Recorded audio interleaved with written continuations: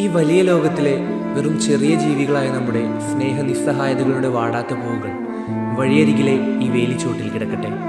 വർണ്ണ ഭംഗിയില്ല, മരന്ത മധുരമില്ല, സുഗന്ധ സൗന്ദര്യമില്ല. മറ്റാരും ഇത് കണ്ടറിയുകയില്ല, തിരിഞ്ഞു നോക്കുകയില്ല.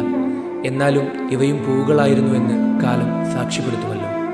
ഇതിലുമേറെ ഭാവങ്ങളോടെ മറ്റൊരു എഴുത്തുകാരനും തൻ്റെ നഷ്ടപ്രണയത്തെ വർണ്ണിക്കുമെന്ന് തോന്നുന്നില്ല.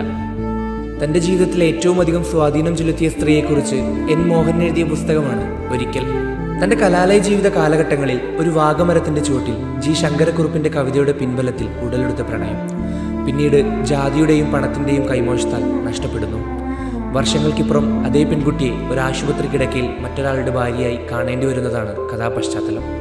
ഇതേ പെൺകുട്ടിയുടെ സ്വകാര്യത മാനിച്ചുകൊണ്ട് അദ്ദേഹം ഈ പുസ്തകത്തിൻ്റെ അവസാന താളുകളിൽ നടത്തുന്ന ഒരു ക്ഷമാപണമുണ്ട്. തൻ്റെ യൗവനാരംഭത്തിൻ്റെ സ്വപ്നങ്ങളിൽ രോമാഞ്ചമായി വന്നു നിന്ന പെൺകുട്ടി, നീ യാദൃശ്ചികമായി ഇത് വായിച്ച്